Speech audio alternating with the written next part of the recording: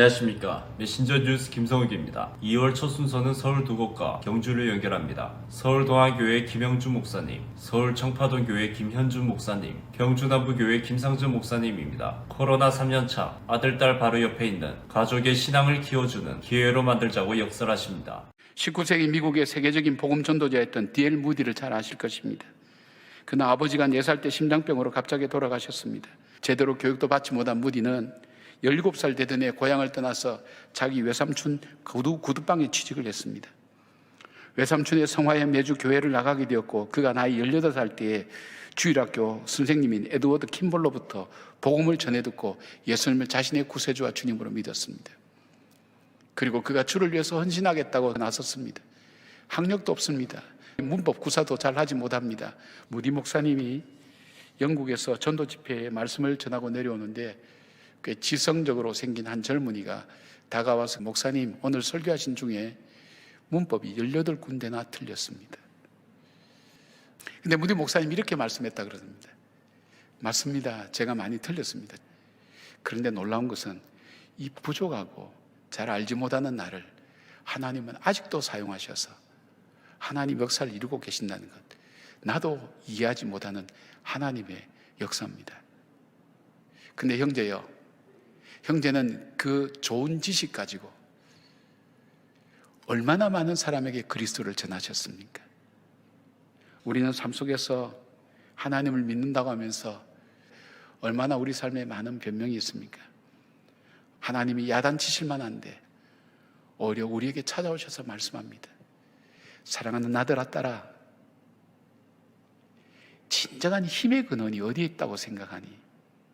우리 이것을 일깨워 주십니다. 저희 집 사람이 딸에게 편지를 쓰는 걸 잠깐 옆에서 봤는데 아주 제 마음에 들어오는 문장이 있었어요. 사랑하는 딸아, 수영 선수는 매번 동일한 동작으로 계속 하고 있단다. 그러나 그 동일한 동작이 그로 하여금 앞으로 나가게 만들고 그것이 쌓이면서 금메달이 되기도 하고 완주를 하게 된단다. 내가 매일매일 하나님 앞에 믿음으로 살아가는 작은 하루하루의 삶이 쌓일 때에 믿음의 사람으로 살아가게 되고 하나님께 쓰시는 사람이 될 수 있단다. 우리 일상이 작은 일부터 내가 믿음으로 하나님 이겨나갑니다. 맞습니다. 하나님, 힘의 근원이 하나님께 있습니다. 그 고백을 우리의 일상생활 속에서 드리면서 여러분 앞에 다가오는 수많은 걸림돌들을 하나씩 밟고 일어서고 나갈 때에 하나님의 기적을 이루는 사람으로 살아갈 수 있다는 것을 여러분 속에 확신으로 다가오기를 주님의 이름으로 축복합니다. 점치는 사람을 역술인이라고 부르고 굿하는 사람을 무속인이라고 부릅니다. 역술인과 무속인 연합단체에서 조사한 결과 지난 2006년에 34만 명이었던 역술인과 무속인 숫자가 2016년에는 100만 명으로 늘어났습니다. 그로부터 5년이 지난 지금은 그 숫자가 더욱 많아졌을 것으로 예상됩니다. 2019년에 조사된 개신교 목회자의 숫자가 10만 7천 명이니까 역술인과 무속인 숫자가 목회자 숫자보다 10배 이상 많다는 것을 알 수 있습니다. 왜 이렇게 역술인과 무속인의 숫자가 늘어날까요? 그만큼 그들을 찾는 사람이 많기 때문입니다. 우리가 생각할 때 컴퓨터와 휴대폰과 같은 최첨단 제품을 사용하는 요즘 20, 30대 젊은 청년들은 점집에 가지 않을 것 같지만 그렇지 않습니다. 현재 가장 많이 점집을 찾는 사람들이 바로 20, 30대 젊은 청년들입니다. 청년들이 취업이 힘들어지면서 자기 미래가 불확실하다 보니 운세를 점쳐보고 마음의 위로를 얻으려고 점집을 찾는 젊은이들이 많아지고 있습니다. 청년들이 많이 모이는 곳곳에 점집이 생겨나고 있습니다. 정치인들 가운데는 고학력자가 많고 교수와 법조인과 의사와 같은 엘리트 출신이 많습니다. 그런데 계속해서 선거철만 되면 무속인 스캔들이 발생되고 있습니다. 내가 당선될지 낙선될지 불안하니까 역술인과 무속인을 곁에 두고 운세도 점쳐보고 굿도 하면서 마음의 안정을 얻으려고 합니다. 사람은 내 힘으로 내 인생을 살지 못하는 연약한 존재이면서 영적인 존재입니다. 그러다 보니 자꾸 무엇인가를 의지하려는 마음이 있기 때문에 점집을 찾는 겁니다. 취업이 불안정하고 코로나19로 인해 모든 것이 불안한 이런 상황에서는 점집을 찾는 사람이 더욱 많아질 수밖에 없습니다. 더러운 악한 영들은 사람이 죄짓게 해서 부정하게 만들고 몸과 마음을 병들게 만들고 괴롭게 해서 죽음의 길로 인도합니다. 이 악한 영들과의 싸움인 영적 전쟁이 남 이야기 같지만 오늘 내 삶의 현장에서 영적 전쟁이 벌어지고 있습니다. 그러니 예수 믿는 성도는 예수의 이름으로 하나님 나라 복음을 전해서 세상을 하나님 나라로 회복시키고 악한 영들 아래 굴복한 영혼들을 구원해야 합니다. 악한 영들의 군대가 예수님 앞에서 떨며 도망가듯이 예수의 이름으로 싸우면 이 영적 전쟁에서 우리는 100% 승리할 수 있습니다. 예수 그리스도를 주님으로 믿는 성도들은 막상막하의 전쟁이 아니라 싸우면 100% 승리하는 백전백승의 전쟁을 하게 됩니다. 예수 그리스도를 주님으로 믿는 우리 성도들이 이 설 명절 기간에 그리고 앞으로의 인생 여정에서 악한 영들과의 영적 전쟁에서 예수의 이름으로 승리하고 이 땅을 하나님 나라로 회복시키고 내 가족과 내 주변에 있는 사람들을 구원의 길로 인도하는 하나님 나라 백성들이 되시기를 예수님의 이름으로 축원합니다. 모세는 애굽에서 왕궁 생활을 했습니다. 최고의 황실 교육을 받았던 사람이었습니다. 하루아침에 그 사람이 변하여서 애굽에서 고생하는 민족을 출애굽시킨 영웅이 될 수 있었던 것, 그것 아니었습니다. 어릴 때 어머니 요게벳의 젖을 빨며 영유아기를 보내며 말씀을 배웠기 때문에 그렇습니다. 사무엘이 젖을 뗄 때까지 어머니 한나로부터 받았던 그 교육이 타락한 시대에 흔들림 없이 쓰임받을 수 있는 기초가 되었습니다.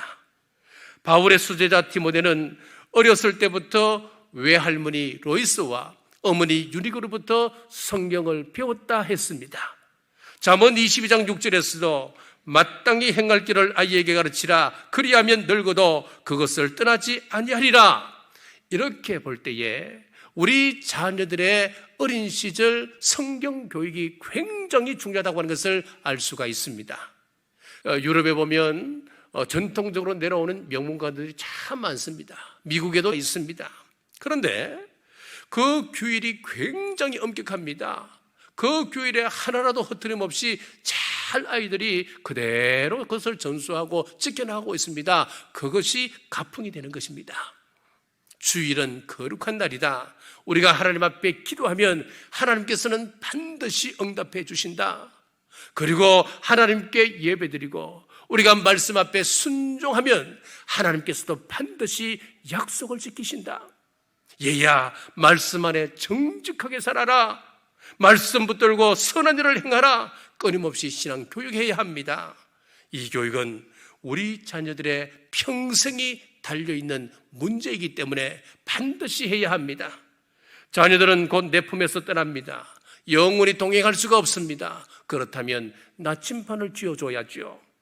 사랑하는 여러분, 하나님의 말씀을 자녀들에게 잘 가르쳐서 말씀이 우리 자녀들을 이끌 수 있도록 인도할 수 있도록 주님의 이름으로 축복합니다. 이스라엘은 그 쉐마 교육을 베갯머리 교육으로 발전을 시켰습니다. 엄마나 아빠가 아이가 잠자기 전에 아이 방에 갑니다. 베갯머리에 앉습니다. 그리고 하루를 돌아보게 합니다. 좋았던 일은 칭찬해주고 또 마음 아팠던 일들에 대해서는 위로하고 풀어줍니다. 그리고 성경을 한 절 읽어줍니다. 그 말씀에 대한 아이의 생각을 이야기하게끔 합니다. 그러면서 이 아이들이 아버지와 자유롭게 성경을 토론하는 거예요. 자, 여기에 유대인들의 창의력이 나온다고 하는 이야기입니다. 아이들은 부모의 사랑을 깊이 느끼게 되고 늘 함께 하시는 하나님에 대한 믿음을 키워간다고 하는 것입니다. 메신저 뉴스 두 번째 순서는 부산 항서교회 나시천 목사님, 남양주 별내동안교회 나강현 목사님, 울산 호계교회 김병무 목사님으로 이어집니다. 주님께서 좋아하시는 삶, 어떻게 살아야 하는지 가르쳐 주십니다. 네가 네 손이 수고한 대로 먹을 것이라. 네가 복되고 형통하리로다. 이렇게 생각하는 분이 계실지 몰라요. 아니, 그게 무슨 복인가? 아니, 열심히 일해서 수고해서 거두는 건 당연한 거지. 진짜 복은 내가 수고하지 않아도, 땀 흘려 수고하지 않아도 거두는 로또, 부동산 대박, 이게 복이지. 혹시 그렇게 생각하는 분이 계십니까? 여러분, 땀 흘려 수고해도요, 못 거두는 사람들이 많습니다. 정말 열심히 내가 땀 흘려 수고했는데 회사가 부도나는 일도 많아요. 진짜 복은 내가 땀 흘려 수고해서 거둔 것을 통하여 하나님께 영광 돌리고 또 온 가족이 기쁨 가운데 살아가는, 이게 진짜 복인 줄 깨달으시기 바랍니다. 땀 흘리지 않고 뭔가를 얻으려고 하는 사람들을 뭐라 그럽니까? 불안당, 안일불, 땀 한자, 땀 흘리지 않고 뭔가를 얻으려고 하는 사람. 오래전 미국의 그 텍사스주에 유전이 발견돼 가지고 농부들의 농장에 이 유전이 터진 겁니다. 그러니까 석유 회사가 와가지고 그 농장을 엄청난 가격에 매입을 한 거예요. 석유 대박을 맞아가지고 벼락부자가 된 사람들, 그 인근의 달라스도 이래 나갔는데 10년 뒤에 보니까요, 상당수가 이혼을 했더래요. 가정이 깨진 거죠. 그리고 자녀들은 뭘 하느냐? 마약을 하는 거예요. 근데 석유 한 방울 나지 않고 여전히 거기서 농사 짓던 그 가정, 처음에는 하나님을 원망도 했대요. 왜 내한테는 이런 복을 안 주십니까? 원망도 했었는데 시간이 지나고 나니까요, 거기서 정말 땀 흘려 수고하고 그렇게 거두어서 농장도 더 넓히고 자식들도 아주 건강하게 정말 착하게 그렇게 잘 성장하고 뻗어있고, 오히려 자기가 더 하나님께 큰 복을 받았다는 것을 깨달았다는 것이죠. 여러분, 이게 진짜 복인 줄 깨달으시기 바랍니다. 그렇게 수고와 더불어 기뻐하고 감사하며 살아가는 모습, 이게 하나님의 은혜요, 하나님의 축복이라는 것입니다. 그래서 우리 자녀들에게 물려줘야 될 게 뭡니까? 세상의 돈이 아니에요. 세상의 가치가 아닙니다. 꼭 물려줘야 될 게 바로 하나님의 말씀이고 믿음인 줄 깨달으시기 바랍니다. 그래서 우리 자녀 손들이 계속해서 하나님의 뜰 안에 여호와의 집에 심겨져야 되는 거예요. 그렇게 뿌리를 내리고 있으면 아무리 강한 세파, 어려움이 몰아쳐 와도 흔들리지 않고 무너지지 않고 뿌리 뽑히지 않고 굳건하게 서서 계속해서 잎이 청청하고 늙어도 결실하는 은혜가 나타나게 될 줄 믿습니다. 미국의 유명한 신학자인 존 파이퍼 목사님의 이야기입니다.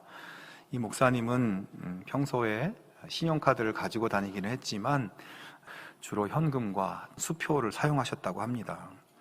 목사님이 자기 가족들과 함께 따뜻한 미국 캘리포니아의 해변과 여러 관광지를 즐겁게 그렇게 휴가를 보내시고 이제 집으로 돌아왔는데요.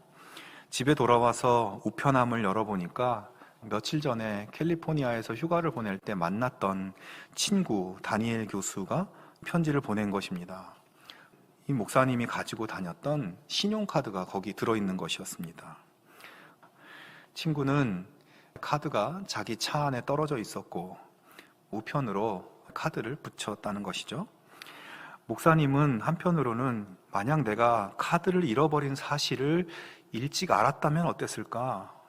내가 얼마나 걱정하고 얼마나 기분 나쁘고 화가 났을까? 목사님에게는 카드를 잃어버리는 그런 문제가 일어났지만 문제가 있었다는 것을 알았을 때는 이미 다 해결된 상태로 경험을 한 것입니다.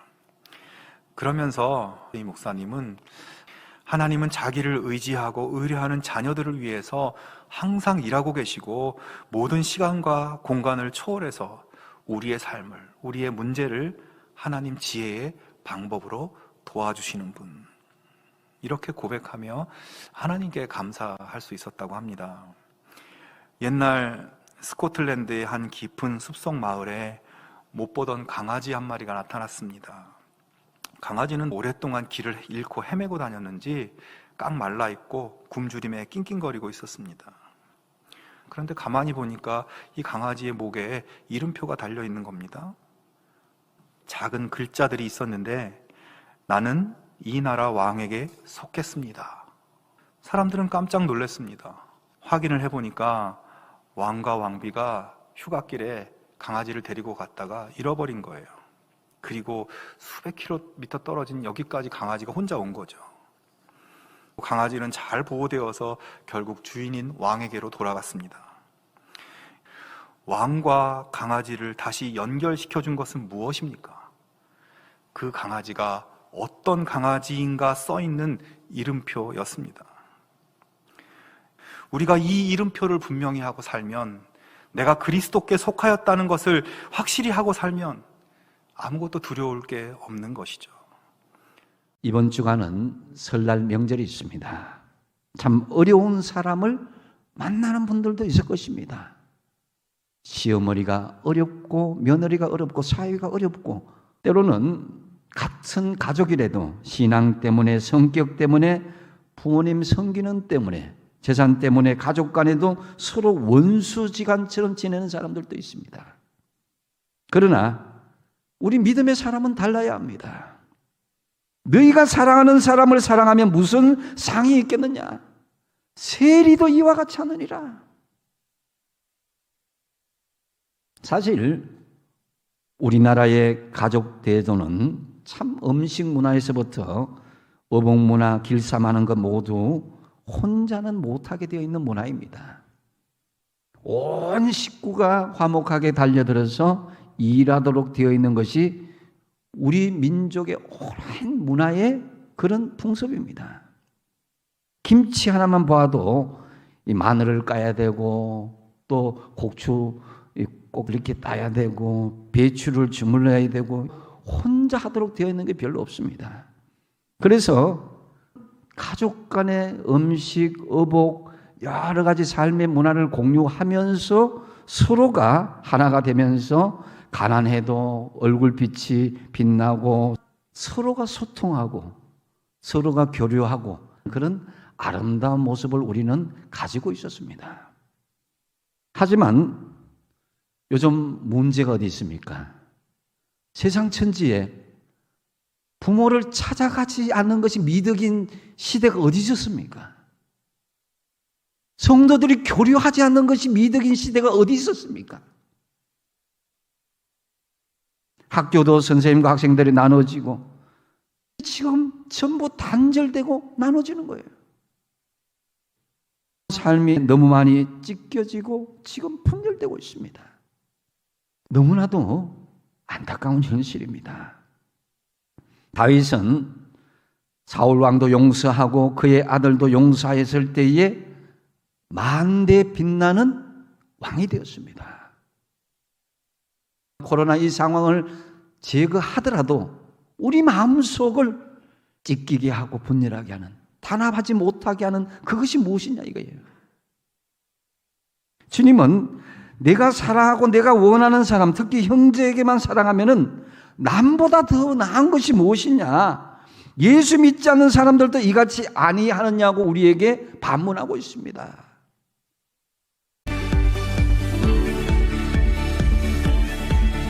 메신저 뉴스 마무리는 부산 진교회 신추 목사님, 대전 제일교회 김철미 목사님, 고양 삼성교회 김영선 목사님을 연결합니다. 우리 인간이 코로나 같은 대재앙에도 멸망하지 않고 다시 일어서는 그 확신이 어디서 오는지 알려주십니다. 아담에게 이르시되 내가 내 아내의 말을 듣고 내가 내게 먹지 말란 나무의 열매를 먹었은즉 땅은 너로 말미암아 저주를 받고 너는 내 평생에 수고하여야 그 소산을 먹으리라.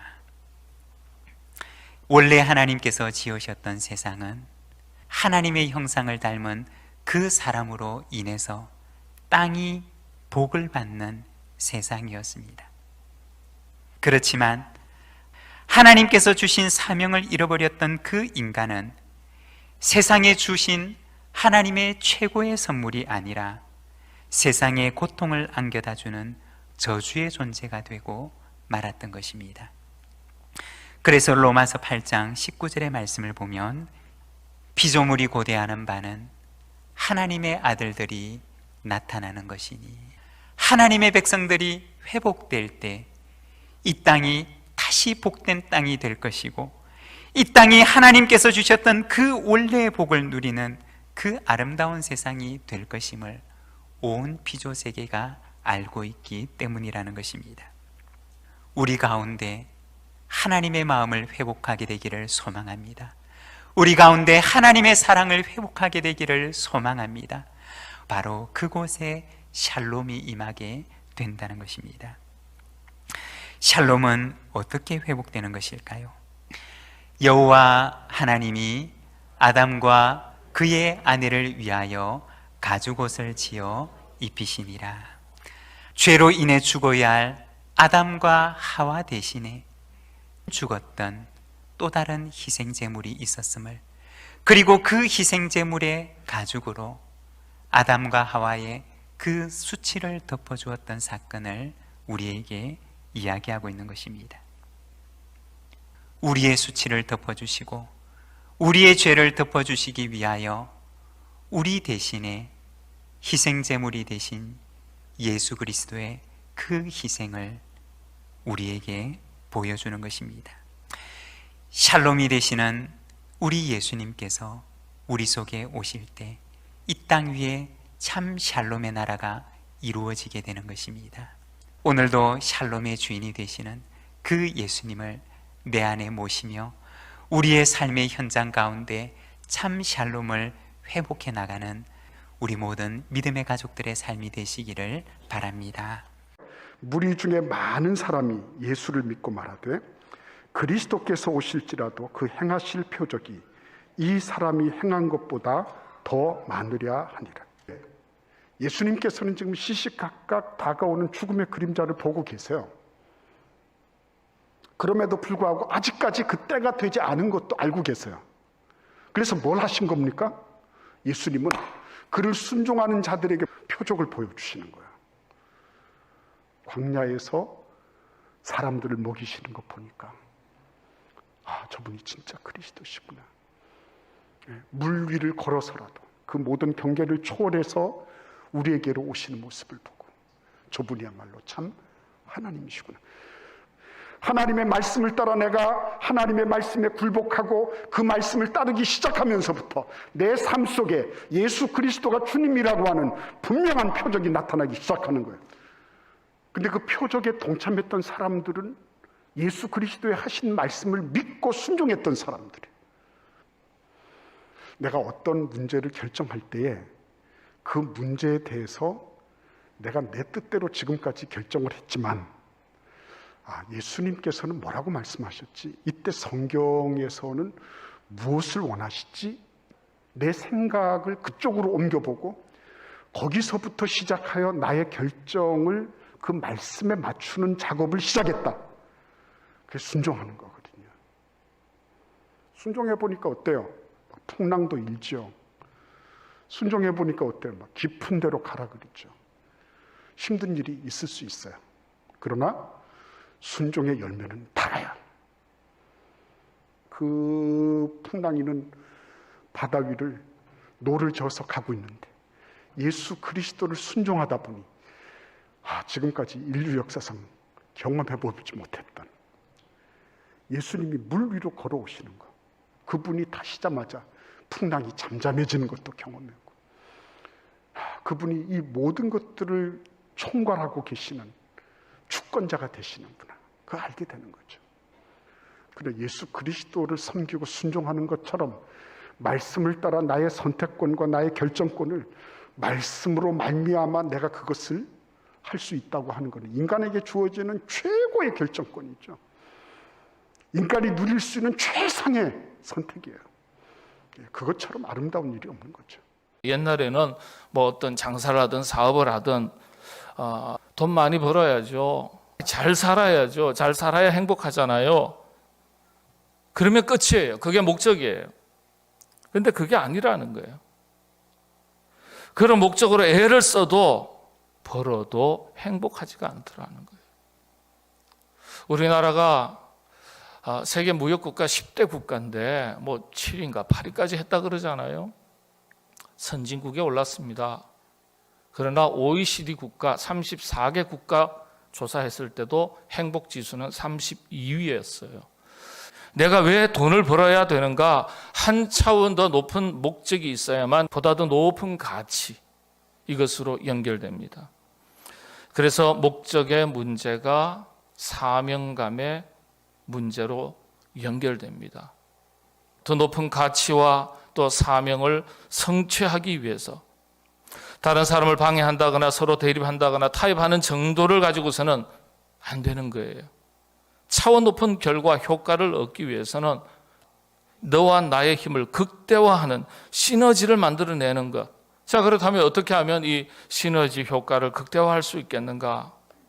가식과 체면을 벗어버리고 인간 대 인간으로서 만나서 깊은 마음을 나누는 헌신관계. 사랑의 또 다른 표현 아니겠습니까? 우리가 흔히 오해하고 있는 것 중에 하나는 시간이 가면 이런 사랑 깊어진다고 생각하는 거예요. 그러나 절대로 그렇지 않습니다. 아무리 오랜 시간 같은 활동을 하고 서로 주고 받았다 하더라도 그 행위 속에 상대방을 향한 진정한 자기 희생의 사랑이, 헌신이 들어가 있지 않다면 정말 마음이 하나 되는 친구 관계는 이루어지지 않는다는 사실입니다. 시너지 효과가 극대화된 성경의 대표적인 사례, 기드온 300용사의 이야기입니다.